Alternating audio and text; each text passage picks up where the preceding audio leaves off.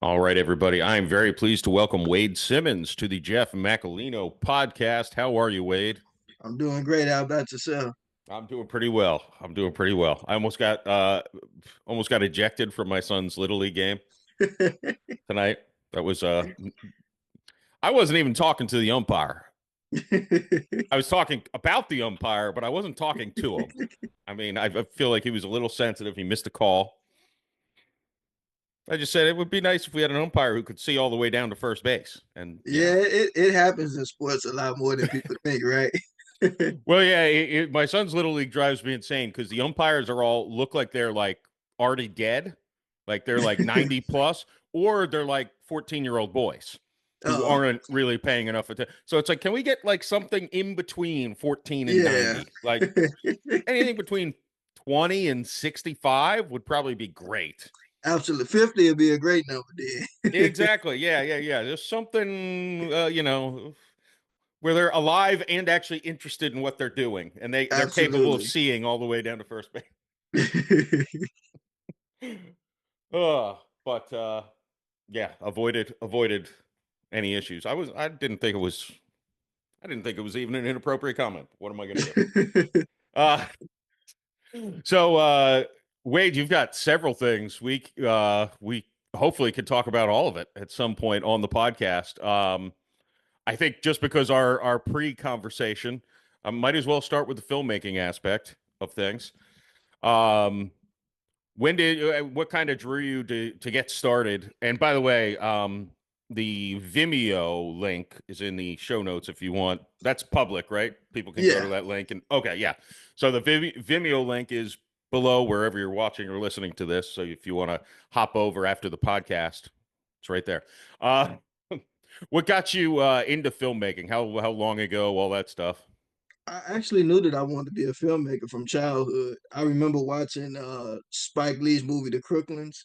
My grandmother used to go to a hairdresser on the west side of Chicago, and I remember seeing that movie there, and I'm like, between Spike Lee and George Lucas, I'm like, you know what, this is what I want to do in my life. And so just ended up pursuing it. I didn't actually think that I was going to end up going to school for it, but after I went to school to be a mortician, I was kind of like, if I don't pass this test or whatever, then I might have to find a second career. And I'm like, maybe I'll try being a veterinarian. And I went to an animal hospital and I'm like, no, I don't know about this. And then I flew out to Vegas and did a little plumbing work with my uncle. And I'm like, my family, they're good at the plumbing business, but I think I'm going to stick to what I like. And so I ended up going to film school. And like right when I enrolled in film school, I just started making movies right away. Yeah, it's something magical when you and I say I was going to say when you see the finished product. I still haven't. I was the executive producer of my first film back in November, and we should be having the premiere in June. So I still haven't Nice. seen the finished product. The director slash editor is still working on it, but Yeah. it's we actually filmed. So I live in St. Petersburg, Florida, Okay. I and was I just in know. Florida. Yeah, so this goes back to your motto, which we haven't said on the recording, but we filmed in November right after we got hit by two hurricanes in October. Oh wow. So my house was all torn up. This room was like the walls were ripped out to here, maybe a little lower. Um, I didn't have to leave my house. Luckily, just had to tear out the walls and live with a bunch of fans. But it was a lot of like, I mean, a lot of people are homeless and all this. And I had a motto that I took into that film where I just said, and it was a line I steal from Walter White in Breaking Bad, where I just said, "Nothing stops this train." Like Absolutely. it's like no, I don't care. We get hit by another hurricane, we're fucking doing it. Like nothing stops this because anything I've ever been a part of that gets postponed, it's gone. It doesn't exist anymore. It's not getting made. It's not getting done. And it was my money on the line too. So it's like, Yeah. no, nothing stops this train. We are filming this thing no matter what happens. It sounds like we got a lot in common then, because I'm kind of the same way. Like I'll write a script, and I think the crew and the actors know me very well. Like if something come up, well, we're not doing that film. Time to write a new episode.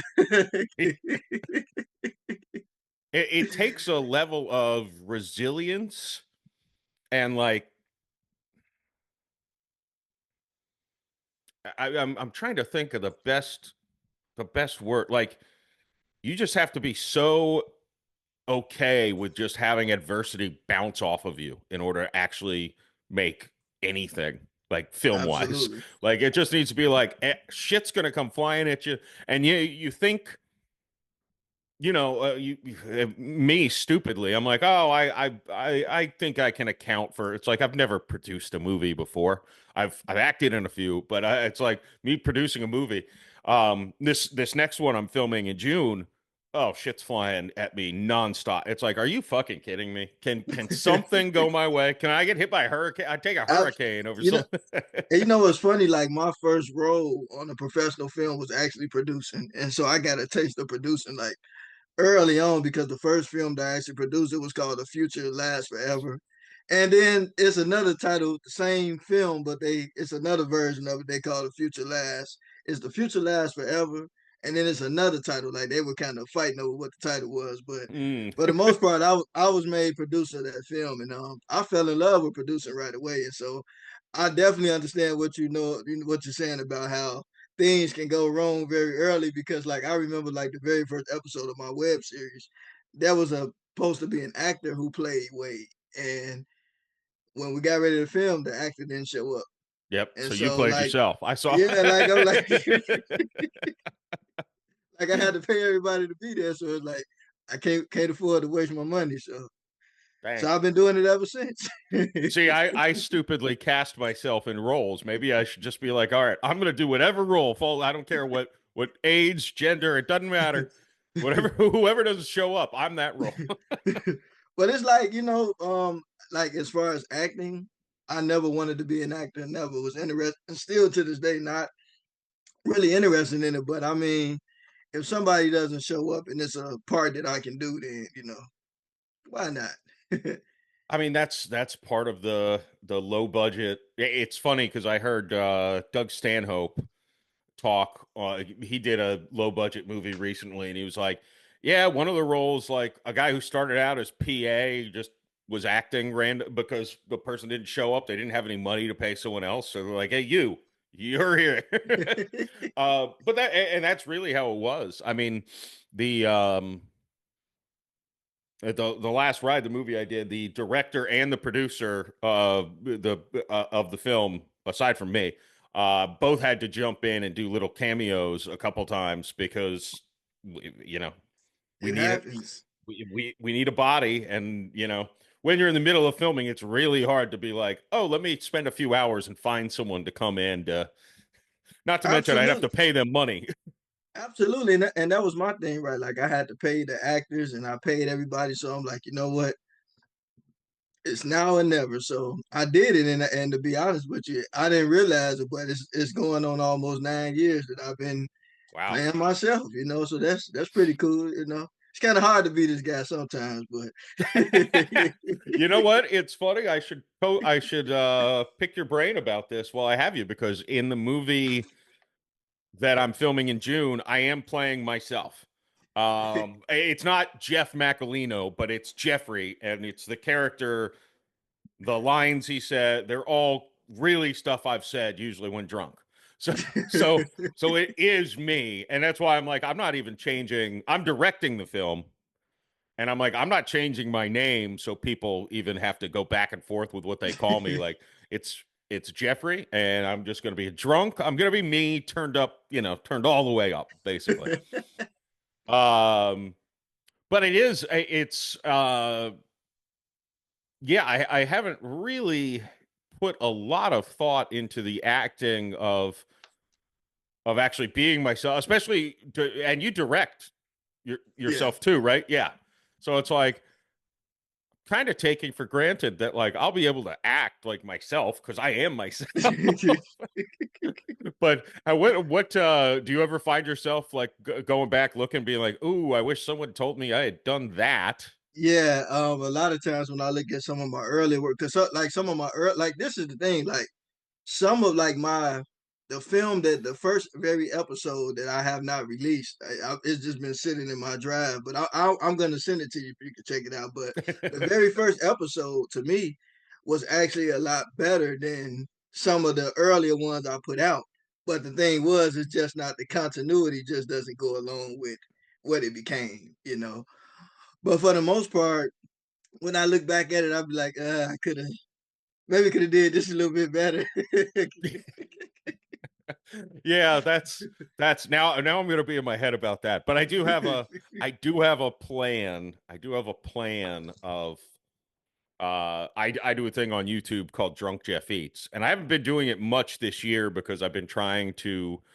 First of all, it's like fast food items, so uh, I've been trying to both eat more healthily and also I enjoy like the local restaurants more than like fast food joints that are national chains. Um, but I'm like, and here's a little secret for people who actually watch and listen to the podcast and watch Drunk Jeff Eats. I think what I'm going to do is do those sober, but play drunk. Like I'll be getting to test myself on that'll be the plan. That's three drink in. Jeff thinks that's a great idea. But you know what? I think to me, like, when you think about film and even like the finished product, right? Like it's like I always say that like it's a collective effort because a lot of time who you work with often determines the outcome of the project. Yeah, Because I know like a lot of times, like when you film the project is one thing, but I work with a different team of editors. Like there's one editor named Efi that helps me, another young lady named Sylvia. I think she might have moved to Georgia. And then Ryan, and then even Edward or Elijah sometimes who kind of does cinematography. He does both. And so to me, a lot of times depending on the editor sometimes like I know each editor has their own skill set, and so sometimes like if I need something in a hurry then I know who to go to. If I right. want something, if I want now I have one particular editor. Like what I like about working with Efi is like a lot of times he'll take some of my mess ups and like, oh man, he'll make it seem like, oh man, like this. I appreciate this guy because I have gotten films that I got back and I was like, oh yeah, this is probably gonna sit in the drive for a while.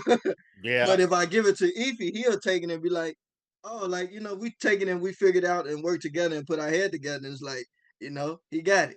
So it's like, that's why it pays to have a really good team. yeah. No, it's a weird thing, and it's a lesson. I think. I guess talking from like a low budget indie filmmaking a standard. Although you can look at Adam Sandler, and he works with the same people and everything all the time, and Absolutely. yeah, he's not low budget. Um, but there's such a thing of like in casting this upcoming movie, it's like, all right, who have we worked with on the last movie? I just acted in one, but with the same guy who's producing this one, and it's like just people I've worked with before. It's like I know they're going to show up, I know they're going to be professional. I know they're fun on set, like they're not going to be dicks. Like it's really hard shooting a movie and being in close quarters with somebody for weeks at a time, and if you don't get along it's not going to be a fun movie.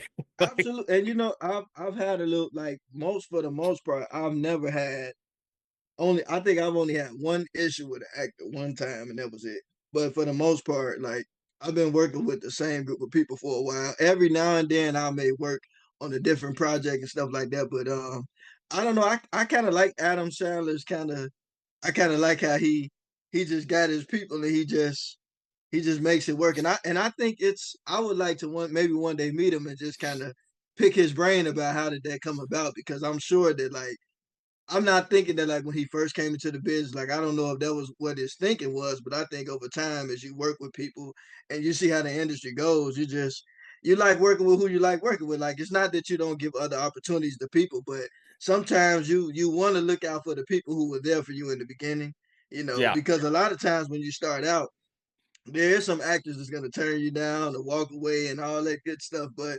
you just try to stick with the people who believed in you while yet giving opportunities to new people. But I get it. yeah.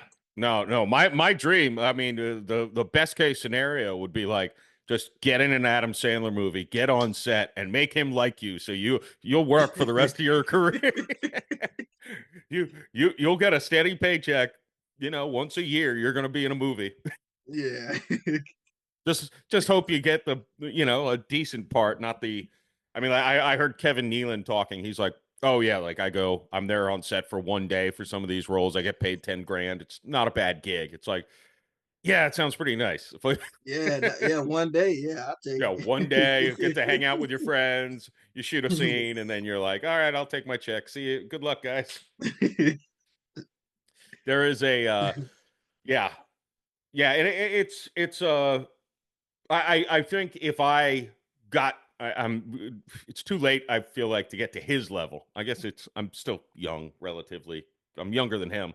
But but it's like I think that would be my style though, of like, all right, we're getting people who we're gonna, joke around. I haven't really had, I guess, I haven't really had any bad interactions with actors down here in Florida.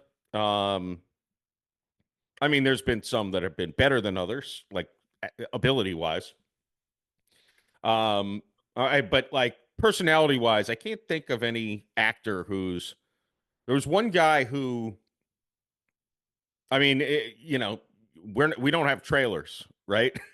There was one guy though who would constantly go to his car and just talk on the phone or whatever instead of hanging out with the other people. And he seemed nice, but he just seemed like, I don't want to be around you guys.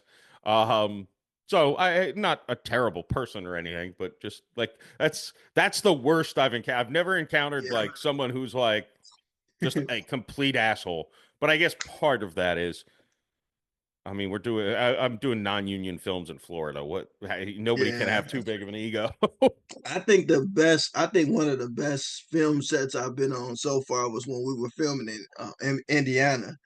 And I remember talking to one actor, and for some reason, like he had knew me from some previous work, but it's like it was kind of nice just sitting there. Like I was, what was I doing? Like I was just like it was like an assignment, and I had to be there. But it's like I didn't really have a big major role, but it was just like I was there doing whatever needed in the background and things of that nature. But I got a chance to sit and talk to the actors, but it was really cool.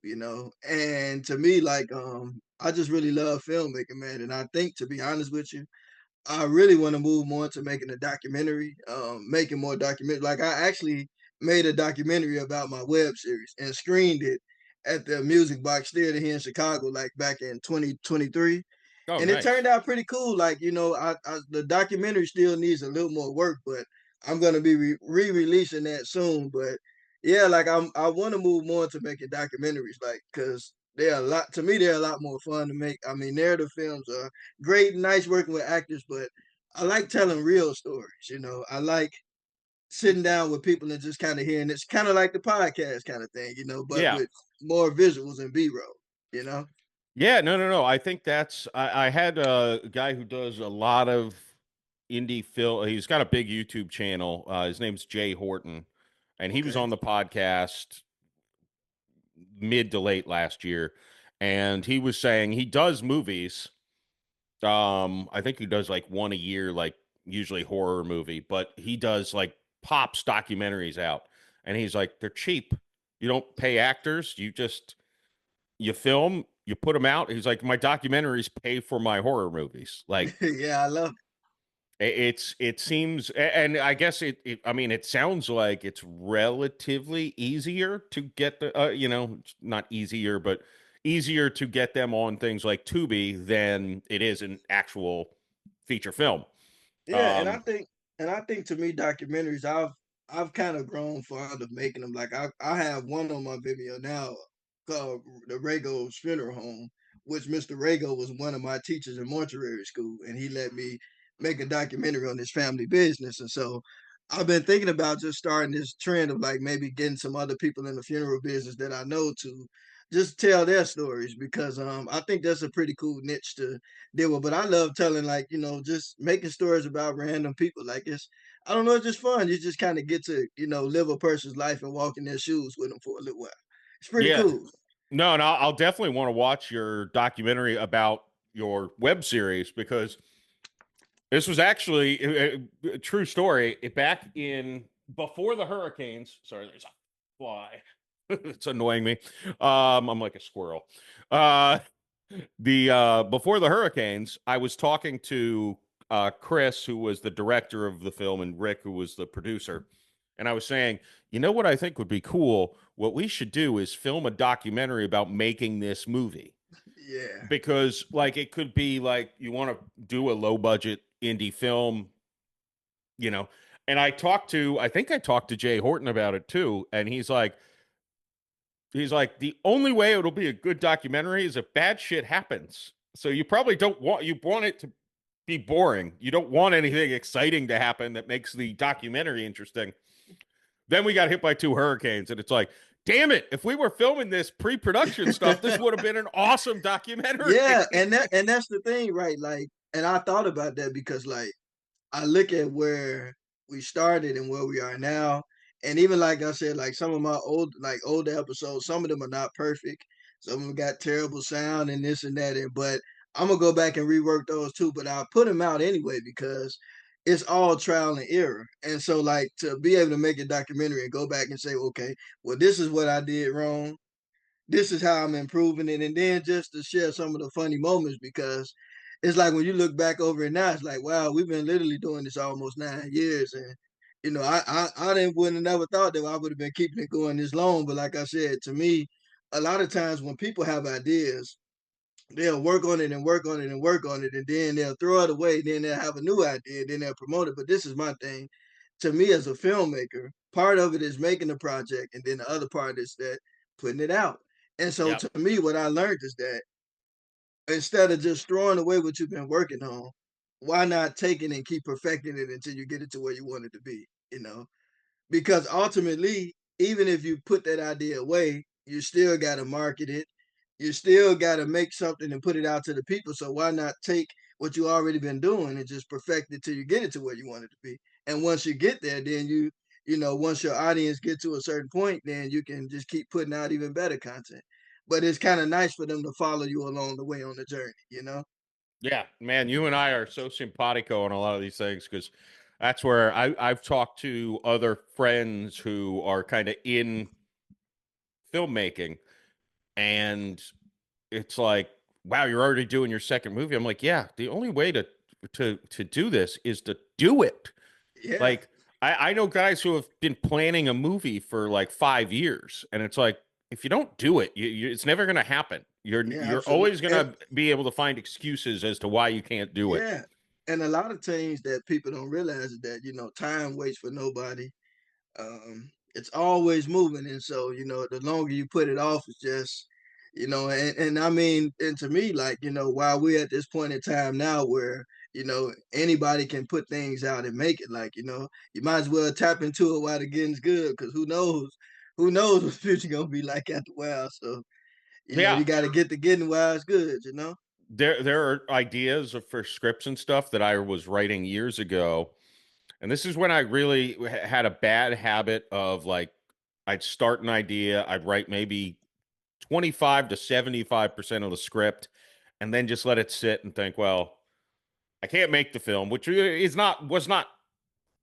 I mean, it was true. I didn't have the money to make a feature length film when I was doing this, but it's like some of those ideas I revisit, and it's like, damn, like I should have pushed this because now there's this thing that's too similar to it, like that came out. Absolutely, So yeah. the idea is gone. This one would have been great in 2021, but now it's like, I don't think it's Yeah, gonna hit the spot, you gotta, as my friend Paul used to say, you gotta strike while the iron is hot because you know ideas and stuff like if you don't use them, somebody else will. And so Mm-hmm. that's why to me, like a lot of times with me, whenever I have an idea, I'll write it. I'll reach out to the team, say, "Hey, everybody, what day is everybody available? Let's make it happen." And they know my saying on set. Let's just get it over with. They're like, "Really, Wade?" I'm like, "Yeah, nah, let's just get it over with." Yeah. No, there's some beauty to just not overcomplicating thing. I mean, there's obviously I say this and I spend like literally every waking hour planning this movie that's coming out while also trying to figure out the premiere of the movie we're trying to do the premiere right before we start filming, so the people who are from out of town will be in town for the premiere and the I um got you. so but it's like literally my life has been consumed for the last month and will be for the next two plus months by this movie. But that being said, I like it. Let's just do it. Like, get it over with. Let's go. We don't need Yeah, to overthink this shit. We you got the know what? words on the page. Let's film it. I was in film school for 2 years, and I think within the 2 years, I had produced like 14 shorts. And I remember at one point in school, like, I remember like the school was trying to slow me down at one point. I was like, look, well, I got free equipment. I'm gonna take advantage of it, and I'm gonna make the most of being here. And that's exactly what I did, you know? Yeah. No, that's the and that's the other part that people the free equipment. Well, that's a whole other call. That's a whole other issue. That's hits me in the nuts right now with having some equipment promised and then having to pull away and being like, "Oh, come on." Yeah, like, yeah, no, like I took, Not for bad reasons either. It was just like, yeah. That's man, why I'm we were like, counting on that. that's why I'm like, I took a whole lot of advantage of being, and even the film permits that you got from being in school and being able to film in certain places. Like, to me, I'm just saying when the opportunity is there and it's good and it's legit, long as it's pure.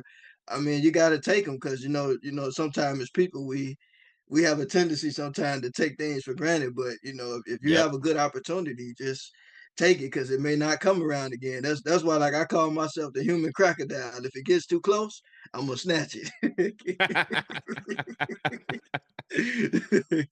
Yeah, no, I love your outlook on it because I feel like it's very much in line with like mine of just like just there are thinkers and there are work doers, and there's nothing wrong with thinking, obviously, but you gotta do something at some You know point. You what's can't funny? just talk about it. It's funny because me and my wife are kind of opposite. Like my wife, she's a very strong thinker and she plans things out like to the T. And so with me, it's funny because me, I'm a doer. And so it's like it's like sometimes like it's kind of like how can I put it?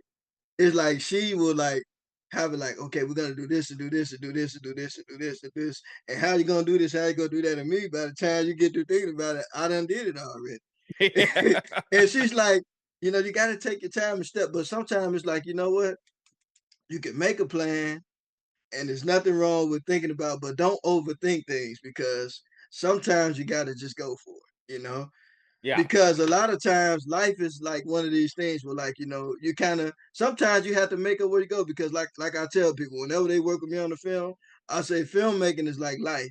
You make a plan and it goes right out the window. So you just gotta be able to have something else in place where when something come up, you have to be quick on your feet. Cause like with me, right, whenever I work on a set or a film, I understand that everything is not always gonna go 100% like you plan.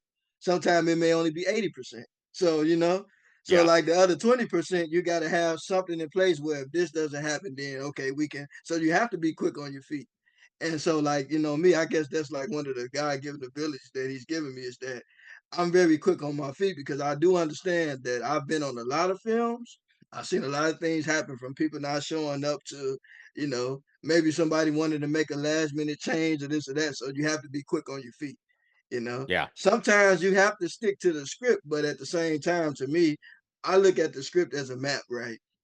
If you look at a map, you know where you want to go, you know how you want to get there. But sometimes to get to where you're trying to get to, it may have to change up just a little bit. Yeah. Road So might you be just got to be closed. ready for that change because you can make the same point and still make adjustments as you go. It happens. Yeah. Yeah, that's I heard somebody say and I don't remember who, but it was on a podcast and someone's like, "Man, filmmaking is just advanced problem solving and you need to be able to do things quick. Like Absolutely. the things you can't possibly think will go wrong." Yeah, I'm reminded of one of the very second episode of my web series was called "Not Looking for a Relationship," huh? And in that episode, there was an actress. She was supposed to play Wade's sister, and she had like maybe like two scenes. And what ended up happening, the actress didn't show up. Mm. So my neighbors, they had a friend over. It was like one of their cousins' friend. And I said, hey, I said, hey, if I pay you, give you some money, can you be in this film for me? And she, And then you quickly have to say it's not porn.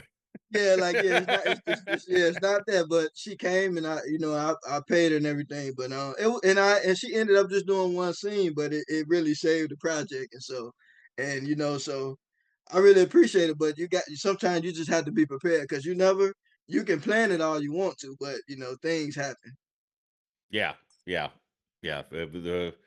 I don't know, there's a saying about something in God and plans, and I don't remember what it is, but Well, I I, mean, I think about like with the Star Wars Ahsoka series, right? Like I'm a very big George Lucas Star Wars fan, and I think about how Ray Stevenson passed away, and they had to recast his character. And that's the thing about life, right? Is that things happen that we don't anticipate. So it's just one of the things. But just to me and your point, that's why when you have opportunities to do things, you can't really drag your feet with it because none of us know what the next day gonna bring. So when you have an idea and you got the people, sometimes it's just better to do it. And even like with TV shows, like a lot of shows are coming back now because we know that television ratings right now and with streaming things are kind of different because now there's a lot of more.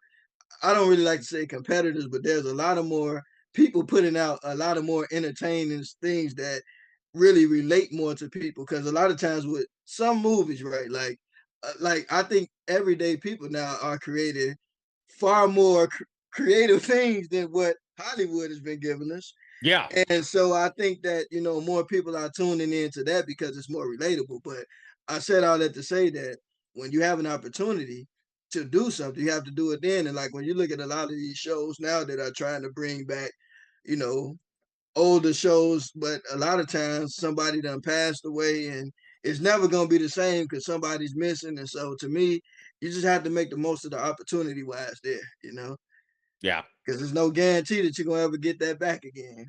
yeah. This transitions well to the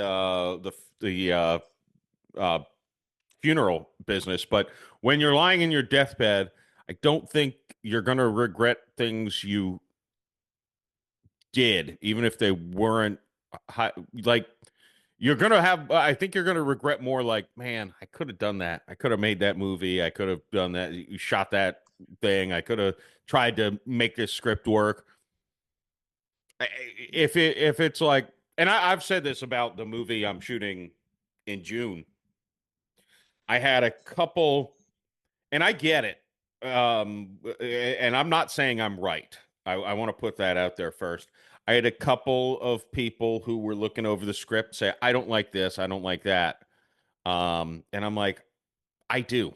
And this might, as far as me paying for a movie, if these two are not successful, this is the last one I'm going to do. So 5 years from now, when I'm sitting in my cubicle and I hate my life, I'm going to at least want to go out swinging on something I found funny.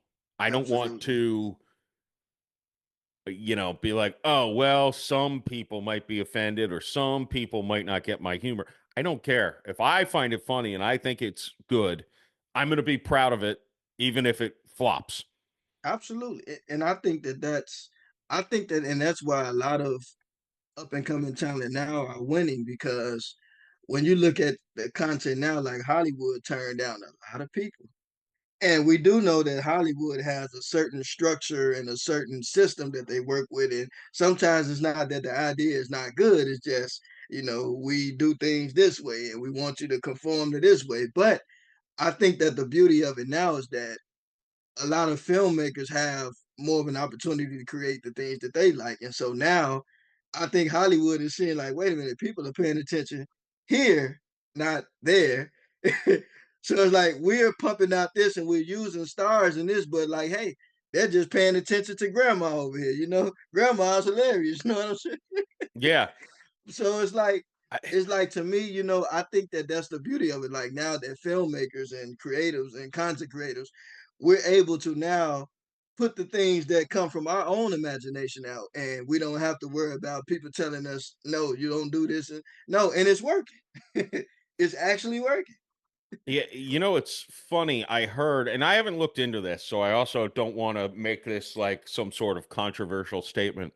But I heard on a podcast that due to the trade war shit, China is not going to show American movies as things are. And part of me was like, that's going to mean movies are going to be better. Like the reason big studios say they don't make comedies is it doesn't translate. And I'm a big comedy fan. And it's like, but I also get it. Like translating this English to Chinese, I can only imagine it might not translate well and might not be funny. So it's not marketable over there. And it's like Yeah. that might be the best thing for comedy in this And in this at least in this country. Like we're making movies for people who want to watch a comedy, not someone who's like, I don't understand that joke, so we're not going to watch this yeah, and movie, I and think it's going to flop. yeah. And I think that's one of the things, like I said, like Hollywood, they like to play it. I don't really like to say play it safe. They just have their old way of thinking, that old system. But the things is nowadays that people and society changes, and it's like, Hmm. because like we think about back in the earlier age of cinema, right, when Walt Disney and some of the people from Missouri went down to California and they started forming the Alliance and all of these things, and they put together a lot of this stuff for what they think the industry should be. But what people should always remember is that Hollywood started with a bunch of independent filmmakers, and they ended up just kind of setting their own standards. But like now, with streaming and everything, I think that there's the film industries and I put it like this, because a lot of people like, Hollywood is falling. Like, no, no, I don't think Hollywood is falling. I think it's just becoming something different, you know, and Yeah, it's becoming more of a streaming platform to where they're kind of tapping into. Because trust me, they ain't giving that money up. If anything, they're gonna tap into what's already going on. That's why a lot of times when we see certain people getting a certain amount of views, it's like, oh yeah, we're gonna just turn this into a show. But a lot of times when they do that, it doesn't really translate very well. So I think yeah, that that's why, like, I feel that they should probably just focus more on letting the content creators do their own thing, and then they find a way to work with them and make money, as opposed to changing what they have. Because yeah, once they change it, it's like done for. yeah. Well, and I think you're absolutely right, and I hope what the change is going to be is more like we don't need billion-dollar movies. Like now, that being said, I will watch all the MCU movies. I still have no plans to not watch the MCU, but they've been losing money on those. Absolutely, yeah, Snow White lost hundreds of millions of dollars. And absolutely, I think they also see with all of these things, whether it's the MCU, I feel like a lot of it is bad writing. Like I don't think it's on the actors at all. Like I think it's just not been good writing. The Snow White was like weird controversy that I don't even fully know all of it, but it seemed yeah. like a It was. lot of it was based on the actress who played Snow White and something she said years ago. Oh yeah, And Rachel and Gail got it. I think there was two different issues with, and yeah, and to but me, I it's I just get it. ugh, you got to see that's a lot of money that can be blown by one, whether it's one actor, one director, one like that's a lot of money like for a single point of failure. You know what I mean? Like, ooh, you got a lot riding on that.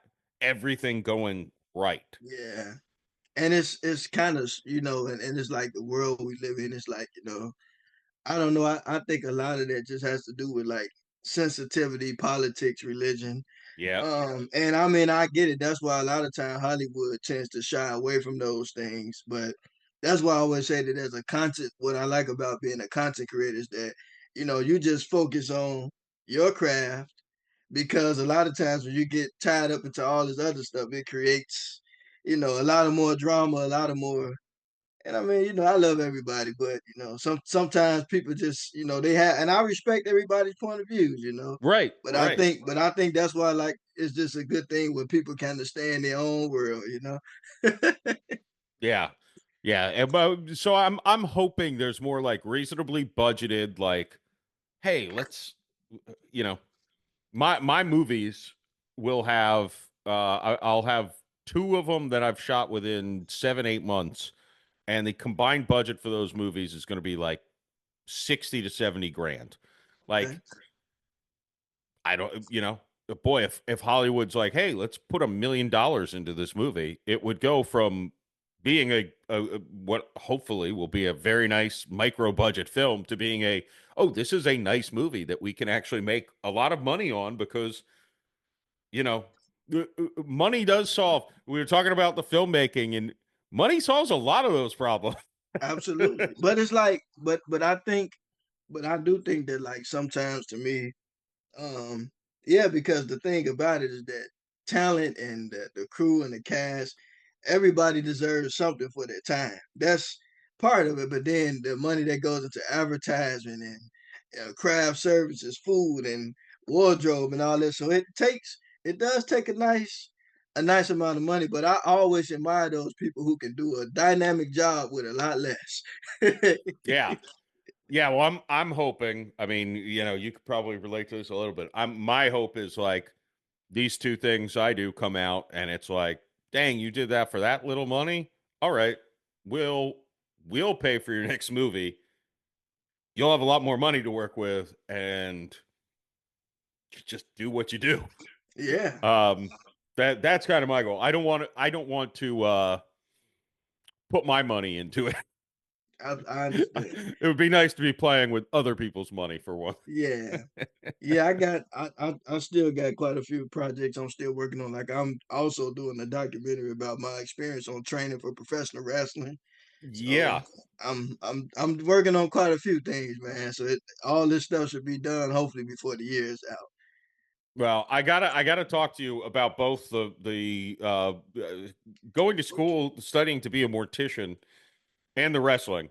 But the mortician is when I'm like, I read that and I'm like, I don't know that I ever realized that that was something you like could study. But I'm like, Yeah. of course it is. Of course you can't just. But how did you? What brought you there? Over, I Uh mean, so as a child I said two things. I said I wanted to be two things. I wanted to be a film director and I wanted to be a funeral director. And so I remember when I was in the eighth grade, it might have been seventh or eighth grade. I remember I was talking about the process of embalming and stuff. And I remember this young man named Terrence Matthews said, "What you want to be a funeral director or something?" I'm like, "Yeah, that's what I want to be." So when I was in high school, my senior year, my teacher, Miss Anderson, she called a guy by the name of Spencer Lee Jr. And she said, "I got a young man. He wants to be a funeral director. And can he start volunteering?" And so I started volunteering at Leak and Sons Funeral Home in Chicago. And I ended up working with them for about 13 years full time. And so I was with them for quite a while. But in between time of working there, I was with them in high school. I graduated, ended up going to college, took me some time. And then around 2016, I finally enrolled in mortuary school. And I came out in 2018 because the program was very hard. I had to start over. So I started in 2016. And then by the time we got into 2017, let's see. Yeah, I was supposed to graduate in 17, but I ended up not graduating until 18 because I had to do some extra months in because the program was like I had been in the business quite a while before finally going to school for it, but the academic side is totally different so from the actual day-to-day job. And what I mean by that is that it's not that you don't learn because it's almost like this. Like say for instance, when I go to the store and get a cell phone, right? They have instructions. A lot of times when you read those instructions make it a lot more complicated than it really is. Like I yep. know to just turn it on. I know how to work this thing. So that's kind of like what going to school was for me. Mm, It's like you okay, know I the feel you. job, you know what you're doing, but it's like all this other stuff. So it was a bit of a challenge because when you go to school to be a funeral director, you're taking up anatomy, chemistry, a little bit of law, a little bit of psychology, a little bit of microbiology, a little bit of pathology, a little bit of religion. It's like you're going to school a little bit of accounting, business management, because like you a funeral director wears so many different hats. Yeah. And so it's it was a lot. And so some of it like the psychology, public speaking, the religion, those type of things were like common sense to me, like Islam, Christianity, Judaism, Buddhism, all that kind of stuff. Like I kind of learned a little bit about that, and so religion was kind of like one of my favorite subjects anyway. So that was like easy; those tests were easy. But when it came to like the pathology and the microbiology, that's kind of why I was like, like. But it was rough. Yeah, it was very rough. Yeah, I never I mean, yeah. You need to know a lot. So that's just so I mean, you do everything from like embalming and staging? Is that the Well, way to well, say they it well or they call it restorative arts, Hmm. but basically, yeah. So right now, I'm still finishing up my internship here in Illinois, but I also applied to get licensed in California. So I think I'll be fully licensed in California. But once I finish I got a couple of more. I got maybe like 15 more embalmers to go, and then I should be fully licensed in Illinois. But yeah, it's something to be honest with you. But I wouldn't trade it for anything in the world. Like I said, I've been wanting to do it since childhood, and it's a really great business. You just have to like it. You have to be passionate about it. And to me, I always say that I think of myself as being more of an educator than a salesman because to me, a lot of time people will just look at me like, well, you- funeral directors make a lot of money and stuff like that. That's what some people think. But to me, it's more about educating people because you may come across friends who, say, hey, man, I lost my loved one, what should I do? And a lot of times I would just tell people to find a funeral home or funeral director that you feel comfortable with, because even though I'm in the business, I'm not going to try to get you to come to me just because I'm in the business. Like you should go somewhere that caters to the need of your family. And to me, I think that that's because again, been working in the funeral business, things happen, and again, it's a business. And so like, you don't want to fall out with anybody or nothing to go wrong. So to me, you take pride in what you do, you love what you do, but also you let people go with their comfort.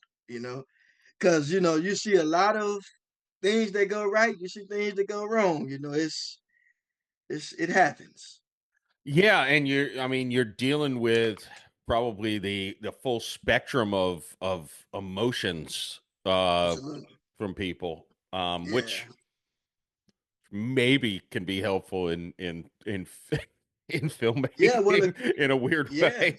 Well, a good example though of what I'm saying, right? Say for instance, if I got a friend named Johnny. I'm just giving out a name just randomly.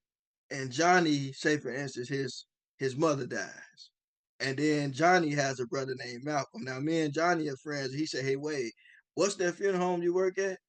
Um, I like to come to where you work at it. Can you talk to one of the other funeral directors and see what they can do for us? But then his brother says, no, I want mama to go to this funeral home. And so a lot of times you deal with that's why I say that a lot of times I don't get involved because I tell anybody like, hey, work with your family.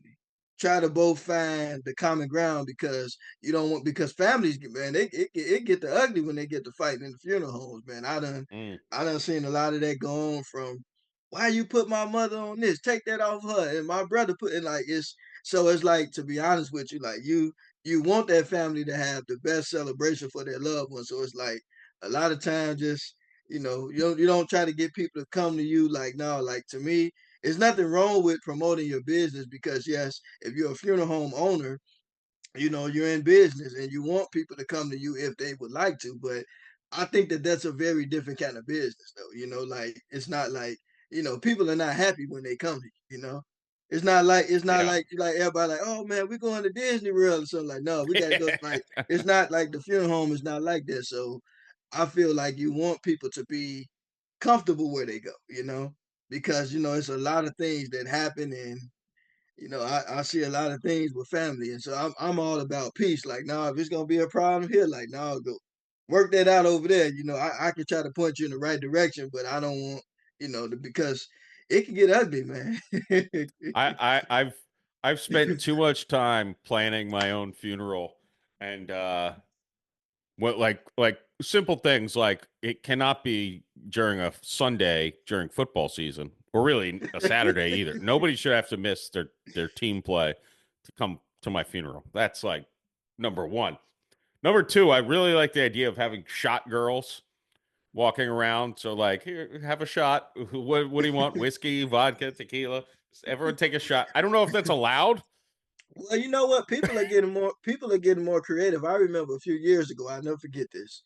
There was a each family, there were three funerals that day, and I don't know what it was, but every funeral had like a blues band. They actually had like a live blues band, and it's like it was different, and like it wasn't like, singing an old sad song and nothing like this. Like it was uplifting, people were celebrating. And to me, I think that people are getting a lot more creative now. Like I seen one funeral one time, there was a family that part of them was Jehovah Witness and the other part was Buddhist.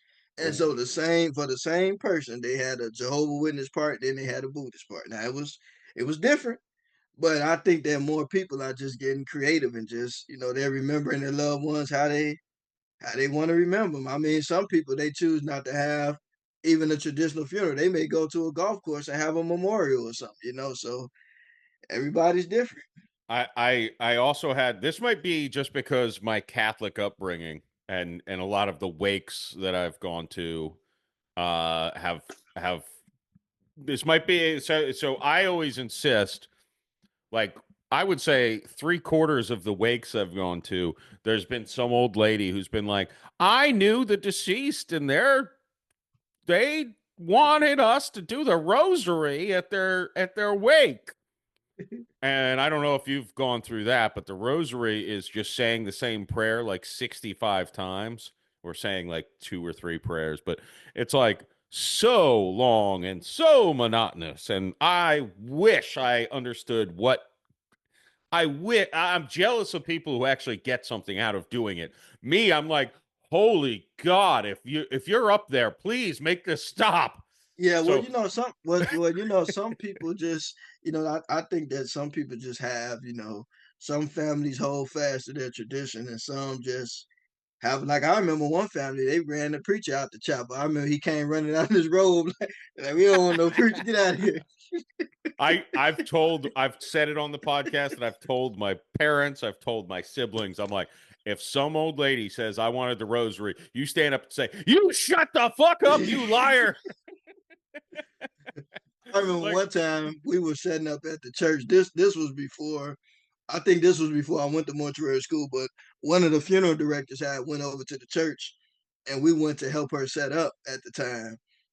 And there was an old lady, she was telling the pastor and telling us, put the flower right there, put it right there. And she said, and so we put the flower down, and the funeral director, helping us set up, and we helping the director.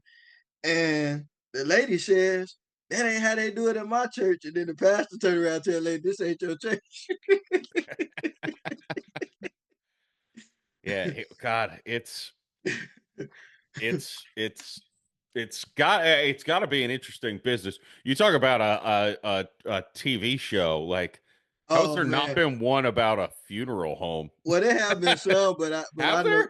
but I know if I put my version of it out, people will really be cracking up. Well, it'll be more authentic. I mean, you could just steal from real life. Um, Also, is your wrestling name the Embalmer? Because I feel like you're leaving something on the table. Well, you know what? When I did start training for professional wrestling, I was kind of more like I wanted to kind of stay away from the funeral director gimmick just because I do that every day. And then, like I say, Mark Calloway and Paul Bearer, they Yeah. they did such a dynamic. Now, I'm not saying that I wouldn't, use that gimmick, but because I thought about being heel, right? Like if I was to use the gimmick, then people like, you don't want to be Undertaker. And I say, no, no. According to the state of Illinois and California, I am the Undertaker. Yeah, But no, but those are big shoes to follow in more ways than one. yeah, but no, I don't know. Like it's so many other gimmicks that I could have came up with, but I don't know. I'm still kind of playing around because I'm supposed to be getting back into it pretty soon. Like I did train for about 2 years fully, And then I'm like, I'm a filmmaker. I wanted to give film more of my full attention. And I was trying to take care of some things in the funeral business. So I'm like, wrestling was more of a hobby for me. But I mean, it was fun. Like I got a chance to train with some people in AEW. I met some WWE people, and then I ended up finding out my wife had a cousin that was also in professional wrestling, and I ended getting the chance to meet her, and I'm like, oh, I know you. Like, so I mean, it's kind of cool to have family in the business too now. But I had a blast, man. Like, I'm thinking about getting back into it sooner than later. Like, yeah, it's there's a weird wrestling hotbed down here in my neck of the woods. Yeah, There, yeah. Florida is really because I know one of the girls that started with us. Her name is Bombshell Shelley. She actually started around the same time we started training, and she's killing it. And she's between Chicago and Florida now because Florida is like Mecca for professional wrestling. I mean, it's a lot going on in the Midwest, but Florida has a whole lot going on. I know WWE has the performance center there, but yeah, it's a lot going on in Florida. So, like, me, I'm trying to go a little further west.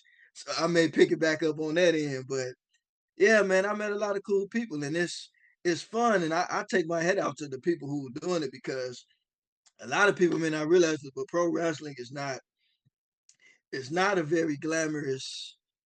When you're on the indies, it's not glamorous at all. It's like, a lot of people, sleeping in cars, wrestling in bars and gyms and in different places and outside. And it's fun now, but it's like, a lot of people don't understand that a lot of people struggle to get to where they are. And yeah, they do work hard because, like I said, I've seen individuals train, and and some of them have been doing it quite a while, and they're getting their spots in AEW, and but it's pretty interesting. Some people I know have gone over to TNA too, so it's pretty cool, man. Me, I did it more as a hobby. Like I'm not trying to like no, like I'm a filmmaker more than a wrestler. I do that as a hobby. yeah. I had a so when I was in college, I worked for the Tampa Bay Rays, and because of all of the like a ton of retired wrestlers live in the area too, in St. Pete, Clearwater, Tampa, and John Cena lived here at least for a while. So I met him at a Rays game. Oh, I had to nice. tell him he's not allowed to cheer in the press box. Very, very, very nice dude, but also like I have to tell him what. um, and Hulk Hogan went to some games and shot some promos and stuff. But we had a wrestling night every time. So if there was a brief time, like I'm 6'2", I'm relatively big, and back then I was in pretty good shape. And there was a brief time where I'm like, maybe this wrestling thing, maybe I should look into it. I mean, I don't need to even leave here to like Yeah, train. absolutely. You're right in the heart of So the one of the wrestling nights, I uh I went out with and like several WWE Hall of Famers were in this group of guys, and they had their wrestling match after the game, or not like they had like 5 or 6 matches, and then all of the wrestlers went to this like high end swanky bar in St. Pete, and they were recognized by a lot of people. So like one guy, dude was probably super rich. He took his shirt off, like unbuttoned his dress shirt. He was on a date, I think, or something, and let like Nasty Knobs or someone just smack him right in the chest. And I'm just like, oh my god, I'm not doing this. it. Yeah, but you know what? But you know what I would say this, that like what I do like about the professional wrestling world, like even on the indie scene, it's like, most of the shows that I've been to, a lot of time the wrestlers, all of us just walked around and just, and like I said, even some of the well-known people just walked around and just, nobody bothered them or anything. It's just because it's about wrestling, it's about, everybody's a star, and to me, it's like, people really put a lot of work into it, and it's a lot because even with going to the shows, right? Like a lot of times the shows may not be till evening time, but a lot of time they want you to be there like 1 o'clock to help set up the ring and all that. But I'm like, look, I work at a funeral home, so I get there right before the show starts. And when the show ends, I help break down the room, but I got to be at the funeral home on Saturday morning, Yeah, so I got to go, y'all. Like, look, I can't be wrestling. cast in crew. Yeah, like it was more of a hobby for me, and like I said, I had a lot of fun. It's you got some good people there, you got some maybe some other type of people there, but for the most part, it was pretty cool. Yeah, it seems it seemed to me most of them, and I loved that night. I remember like last call I think was still 2 a.m. at that time, and like everyone's getting escorted out, like, and they just all these coolers appear and they just start drinking on right outside of the place, and it's like, well, this is probably not allowed, but hey, this is cool. Super friendly guys. When they busted out the cocaine, I was like, I'm gonna go home. Uh, Yeah, I mean, if it's they and nowadays I would have been there with them all night, but back then I was an innocent young boy. I think it was the first time I even saw cocaine. yeah, you know what? The pro wrestling world is very interesting, and this is the funny thing about it. Like, I actually got bullied by a girl. Like, this was the crazy thing about it. Like, it was a female wrestler. Like, she was really bullying toward me. Like, I thought my friend, they thought it was so funny.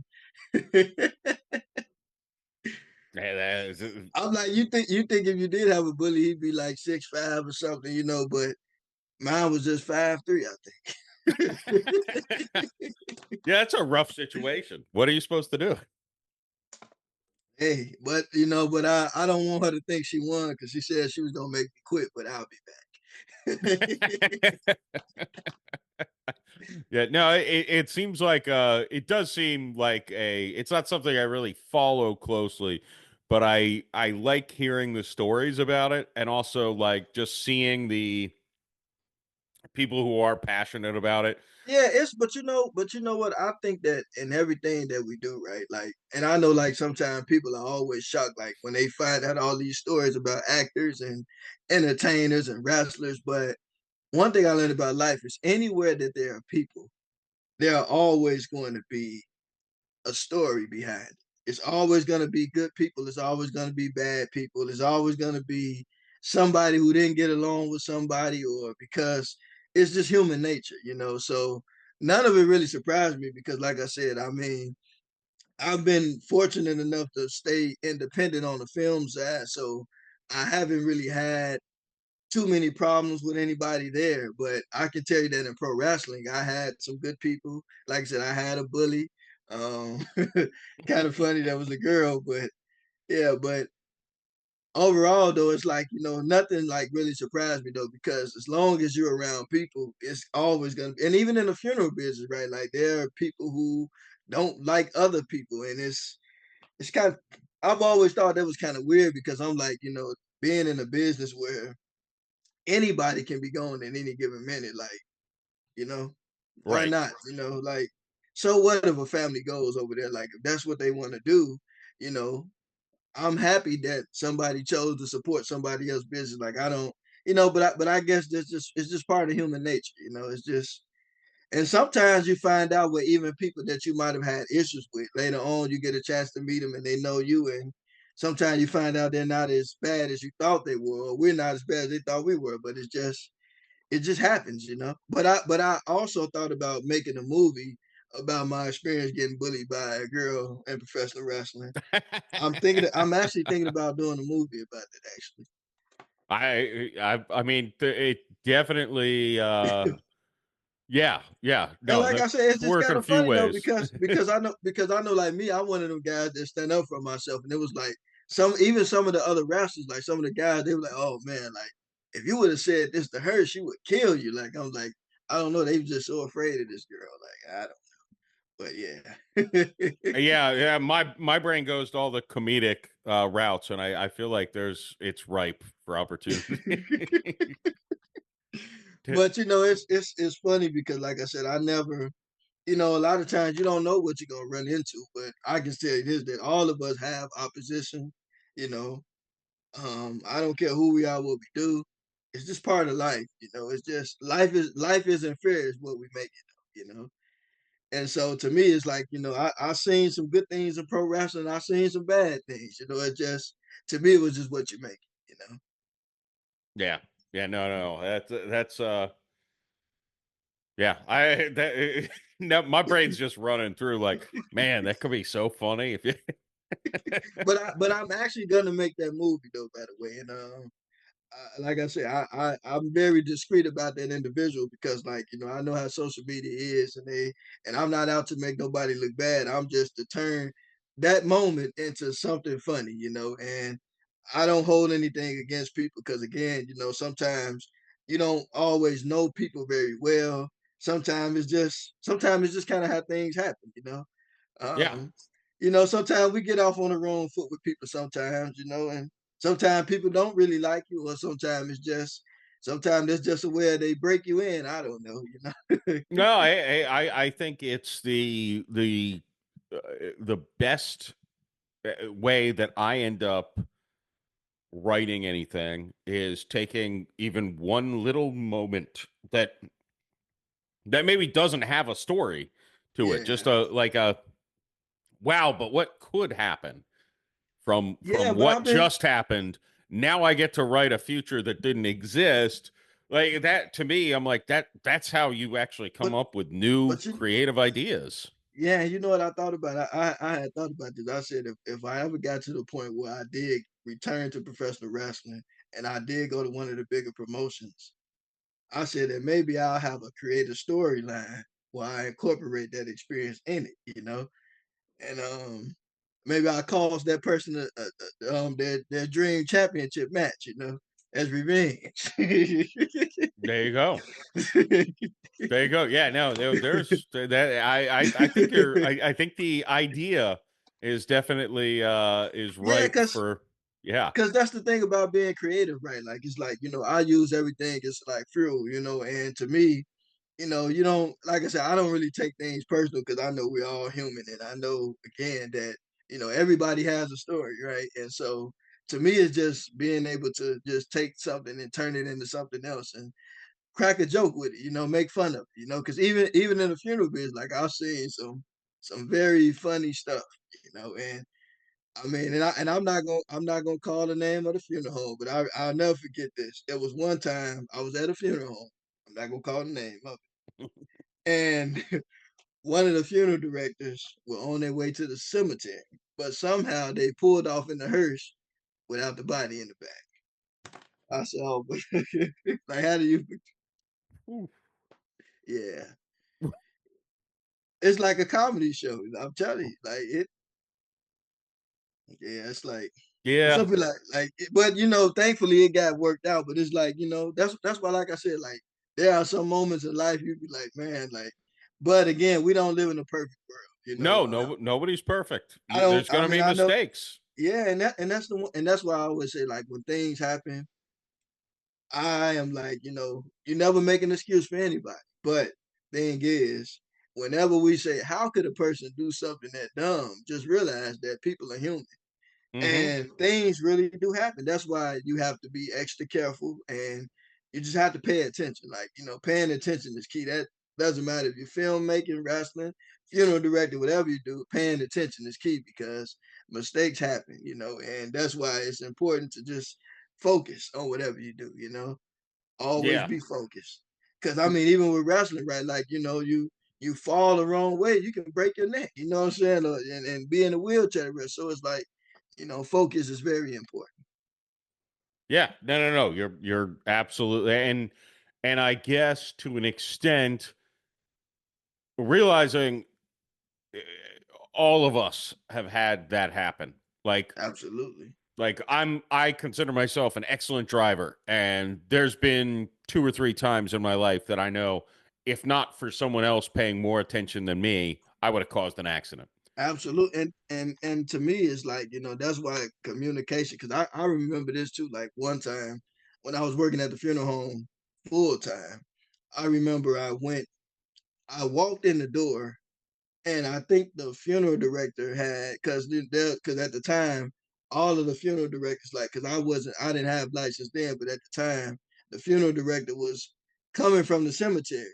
And there were other funeral directors. They were throughout the building doing different things, you know. So one of the limousine drivers, he when it got time to get ready to open up for the final view, you know, a lot of times we have to find out for the funeral director, you know, if the family wants a final view, because the funeral director was just about to pull up. So we went in the chapel, and I asked the young lady, I said, "Would you like to have your final viewing?" She said, "If you open that casket, you're gonna get beat up." And I had to, for a second, remember I was at work because I wanted to do the Ric Flair, take my jacket off and say, "Let's do it," you know. But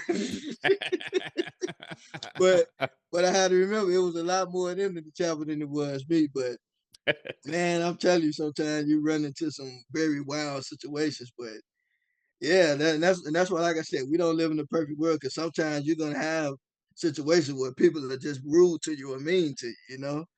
And it happens in all things, whether, like I said, film, funerals, because like, you know, because like I take my head off to all the people in the funeral business, because I'm telling you, the stuff that you endure at times, and man, it's you see some wild stuff. Like I remember one time, and I'll never forget this. There was some older ladies coming out the office, and they were telling one of the funeral directors that they didn't have no insurance. And the other funeral director was telling the other director, like, no, they got insurance. They got a policy. And when the lady walked out the office, and I heard these were two old ladies, she said, I sure do got insurance and I ain't using it. So people do get over on you, you know. It's Yeah. like wow, but you know, but again, like I say, it's nothing, and I do believe strongly in helping people, but it's like, you know, again, we don't live in a perfect world, so I don't care what industry you're in, there's always gonna be some stuff that kind of ruffles your feathers sometimes, but you just have to be polite anyway, you know. Yeah. Yeah. Well, yeah. You should forgive and allow people to be human, except for umpires. They're trash. They make a mistake. You should just set them on fire, kick them. Yeah, but man, I'm telling Full you, circle. but stuff happens, man, and it's like wow, man, and it's like and I don't know, like, and that's why, like I said, like especially with being in the funeral business, and now that I, you know, have been working towards being fully licensed now, I really understand even more what funeral directors go through, because dealing with people not easy, especially when you get in the middle of family drama, and so in all things you just got to be nice and be polite, you know. It's the best thing you can do, you know. And you never take it personal, because it's not you that they're mad at, you know. It's sometimes it's just family issues, and yeah. But also, but you don't try to be the referee either, you Right. Yeah. Jesus. Yeah. You want to just get them in and out. Man, hey, yeah. I just keep thinking of like I don't know how this has not been like a major sitcom unless I've know. missed it. Like, man, it's ripe for like, They had one show called like Very Bad at Bernard's on Netflix, I think it was, and they did do like a funeral style sitcom, but it's like, you know, to me it's like it's one of those businesses where you have to be careful, because I'm gonna be honest, that you have to be really bold, because like in that business, it's like there are some funny moments, but it's like at the same time you're one of them businesses that have to keep your integrity. So I'm pretty sure a lot of people are not going to put themselves in that situation, because you know that's how they make their livelihood. And you know, even though some funny moments, like because I remember one time there was a lady that came to the funeral home, and she walked in and she said, "Oh, that's my ex-husband, and he looks better dead." And I said, "Oh my God!" Like, you know, I don't know if that was a nice thing to say, but yeah, like, you know, sometimes people just, and it's not even a coworker. Sometimes it's just the families that make you laugh. Sometimes, like they, oh, yeah, I didn't even think about the spiteful funeral goers. Like, yeah, I just came by to make sure this fucker was dead. yeah, like yeah, it's like oh my God, like and I remember years ago. Then this was like, man, no, this was maybe like 2 years ago. I remember I was locking up the funeral home, and there was a young man that passed, and he had, I guess, maybe two baby mothers, and the other one showed up, and they got ready to fight. And I'm like, you know what? Look, I got to go home, y'all, and you know, my condolences and everything, but you know, I can't stay here for this fight, you know. So I politely went around them, and they did whatever they did, but I got up out of there. So yeah, but I'm not gonna try to be. I did call the owner like, hey, hey, this going on. I did my job. I'm locking up. The funeral director that was on the service is gone. We locking up. We out of here. And left him on the lot. It's about to turn into a fight club in the parking lot. No, but shit, because all jokes aside, like, because a lot of times funerals have gotten dangerous, man. Like, I mean, to people shooting in them, and Jeez. man, it been like shit, man. I done seen a whole lot of stuff. So, you just can't take that risk. Like, you don't want to have another service. You trying to that's why I say you don't want to get in the middle of things, but you try to get people to take a peaceable route. Then there was another time, right? There was a family where the wife, I guess, she didn't let the mother see her son. Like it was a husband and wife and daughter-in-law kind of feud thing, and the husband passed away, and the mother and her and the guy's mother showed up, and the guy's side of the family showed up, and I guess the wife was kind of, distant from them, and they got ready to jump her at the service, and we had to go in there and shut the service down. So it's like, it's just it's a lot of, like, it takes a strong person to do a job like that.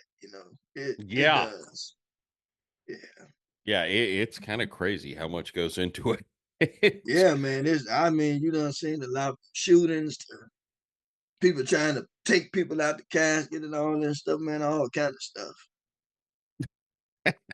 Yeah, I done seen it all, man. It's morbid. So it's a dark comedy. It's a dark sitcom. Yeah. It's not it's not, you know, super funny and light. It's got some dark comedy in there.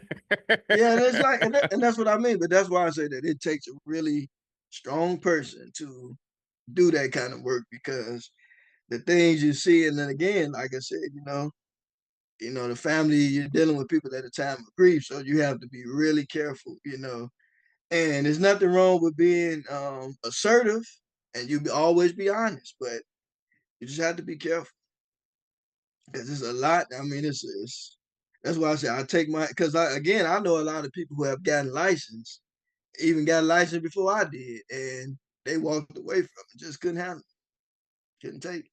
Yeah, no, I would bet there's an emotional toll that you have to Yeah, have I got one friend. Every time I say, "Hey, man, don't you think you want to just come back and let it go, Wade? Let it go, let it go." You got to be done with it, Wade. Let it Not go. it's not for everybody. Yeah, I'm not. I'm not. I'm making good money. I'm happy. I'm not doing funerals no more, Wade. I said, I understand. Well, I get Wade, it. tell my audience where they can find you, and Well, all you the can links will be below. sure. So you can find me on Vimeo, Wade Filmmaker 777 on Vimeo. You can find me on Facebook, Wade Simmons. Reach out. I'm a chatterbox. And on Instagram, Wade Jedi 99. Always on the light side, of course. Awesome, Wade. We gotta stay in touch. We'll do this again sometime if you're down for it. Absolutely, man. I keep up with everybody that interview me, man. So I'm no stranger. You're no stranger to me now. So anytime, I'll probably reach out to you. You'll probably hear from me at least once a week. So it's all good. All right. Maybe more than that. I'm a chatterbox. So I'm down, man. Wade, thanks, man. all right, anytime.